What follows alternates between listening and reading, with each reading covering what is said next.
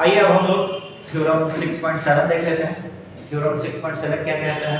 ये कहता है यदि किसी समकोण त्रिभुज के समकोण वाले शीर्ष से कर्ण पर लंब डाला जाए तो लंब के दोनों ओर बने त्रिभुज संपूर्ण त्रिभुज के समरूप होते हैं तथा ये परस्पर भी समरूप होते हैं। मतलब अगर ये BAC एक त्रिभुज है और इसमें एक हमने लंब डाला A से लेकर D तक, तो जो दो त्रिभुज बने ABD और ADC ये दोनों आपस में भी समरूप होंगे और ये छोटा वाला त्रिभुज इस बड़े वाले त्रिभुज का भी समरूप होगा और ये वाला त्रिभुज भी इस बड़े वाले त्रिभुज के समरूप होगा। यही हमें सिद्ध करना है। देखें दिया गया है BAC एक त्रिभुज है और जिसमें कोण A ये जो एंगल है ये 90 डिग्री है यानी कि समकोण है। ठीक है, तो हमने A से AD लंब BC डाला। ठीक है, और ये भी देख ले हम कि ये जो BDA ये समरूप होगा ABC के, फिर से ADC ये समरूप है पूरे ABC के और ABD और ADC ये त्रिभुज भी आपस में समरूप है। अब प्रमाण के रूप में हम लोग देख लेते हैं। प्रमाण क्या देखेंगे? त्रिभुज DBA और ABC में यानी कि DBA और ABC एंगल BDA 90 डिग्री। क्यों? क्योंकि हमने लंब डाला है BC पे इसलिए ये 90 डिग्री। और एंगल 1 यानी कि एंगल B ये दोनों त्रिभुज के लिए, इस छोटे वाले त्रिभुज और ये बड़े वाले त्रिभुज दोनों के लिए उभयनिष्ठ है यानी कि दोनों में है। तो हम एंगल समरूपता से कह सकते हैं कि एंगल DBA और ABC दोनों समरूप हुए, ऐसा हम कह सकते हैं। अब इसी प्रकार DAC और ABC में यानी DAC और ABC में इसमें CDA बराबर है CAB के। कैसे? क्या है? CDA ये भी 90 डिग्री है और ये बराबर है ABC के। क्यों? क्योंकि इसमें ये जो A है ये 90 डिग्री है यानी इस त्रिभुज का ये 90 डिग्री और इस बड़े वाले त्रिभुज का ये 90 डिग्री दोनों बराबर है। और एंगल 4 इस पहले वाले में एंगल A दोनों के लिए बराबर था और इस वाले में एंगल C दोनों के लिए उभयनिष्ठ है यानी बड़े वाले ट्रायंगल के लिए भी और इस छोटे वाले ट्रायंगल के लिए भी, दोनों के लिए ये उभयनिष्ठ है। तो हम कह सकते हैं कि एंगल DAC और ट्रायंगल ABC दोनों समरूप हुए। अब हम कैसे समरूपता से यानी एंगल समरूपता से अब हम देख लें एंगल 1 और एंगल 2 का जोड़ कितना होगा? 90 डिग्री होगा। क्यों होगा? क्योंकि ये तीसरा जो एंगल है ये 90 डिग्री पहले से है, तो जब ये 90 डिग्री है तो इन दोनों का जोड़ भी 90 डिग्री होगा। इसी तरह से एंगल 2 और 3 ये भी 90 डिग्री है। क्यों? क्योंकि ये दिया गया है कि ABC में एंगल A समकोण है, तो समकोण है इसका मतलब एंगल 2 और एंगल 3 का जोड़ 90 डिग्री है। तो अब यहां देखें इसमें भी 2 इसमें भी 2 एंगल 2 और एंगल 2 और 3 का 90 डिग्री और एंगल 1 और 2 का जोड़ भी 90 डिग्री। तो हम कह सकते हैं कि एंगल 1 और एंगल 3 बराबर हुए और इसको हमने समीकरण 3 मान लिया। और साथ ही BDA ये भी 90 डिग्री है और ADC ये भी 90 डिग्री है, तो इसको हमने समीकरण 4 मान लिया। तो अब समीकरण 3 और 4 से हम कह सकते हैं एंगल DBA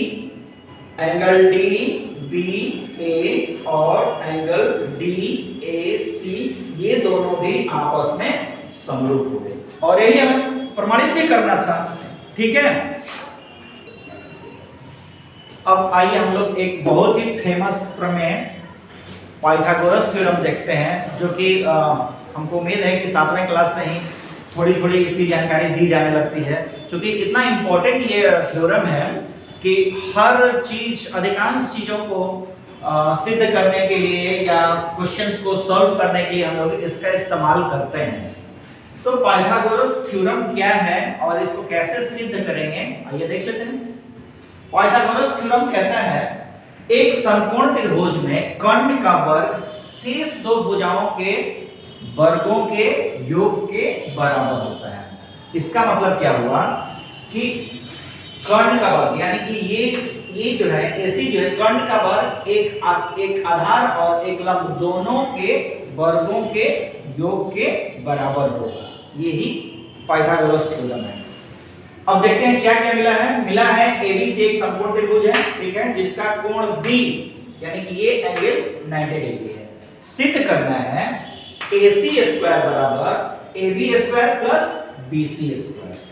तो जैसा कि आप जानते हैं कि किसी भी थ्योरम को सिद्ध करने के लिए हमें कुछ रचना करनी पड़ती है, तो इसमें भी हमने रचना की है। रचना क्या किया है, B से BD लंब AC डाला गया है, ठीक है। अब हम ADB यानी ADB इस छोटे वाले त्रिभुज और इस पूरे बड़े वाले त्रिभुज ABC दोनों देखते हैं, इस छोटे वाले त्रिभुज और इस पूरे बड़े वाले त्रिभुज में देखते हैं क्या क्या है। इसमें है एंगल A दोनों के लिए उभयनिष्ठ है, इस छोटे वाले त्रिभुज के लिए भी और इस बड़े वाले त्रिभुज के लिए ये उभयनिष्ठ है दोनों में। और एंगल ADB ABB और एंगल ABC ये 90 डिग्री है। तो ये एंगल दोनों में बराबर है, ये एंगल और ये एंगल 90 डिग्री है। तो हम कह सकते हैं AA समरूपता से ये दोनों त्रिभुज यानी कि ABD और ABC दोनों समरूप हुए। समरूप हुए तो क्या हुआ, इनकी संगत भुजाएं भी समरूप हुई। कौन कौन भुजा है, भुजा देख लेते हैं। AD by AB। अब AD क्या है, इस ट्रायंगल के लिए AD लंब है और इस बड़े वाले ट्रायंगल के लिए AB लंब है, यानी कि लंब बटा में लंब। अब AB इसमें इस छोटे वाले त्रिभुज के लिए AB भुजा जो है वो कर्ण है, क्योंकि समकोण के सामने की भुजा कर्ण होती है। और बड़े वाले त्रिभुज के लिए यहां समकोण है तो इसके लिए कर्ण ये है, यानी AB बटा में AC, ठीक है। क्योंकि हम जानते हैं कि समरूप त्रिभुजों की संगत भुजाएं समानुपाती होती हैं। तो ये हमें इक्वेशन मिला उससे, तो हमने क्रॉस मल्टीप्लिकेशन किया। क्या किया, AB का स्क्वायर कर दिया और AD इंटू AC, इसको हमने समीकरण 1 मान लिया। इसी तरह से ट्रायंगल BDC और ABC में C दोनों एंगल के लिए, दोनों ट्रायंगल के लिए, यानी कि इस छोटे वाले ट्रायंगल और इस बड़े वाले ट्रायंगल दोनों के लिए कॉमन हुआ, यानी उभयनिष्ठ हुआ।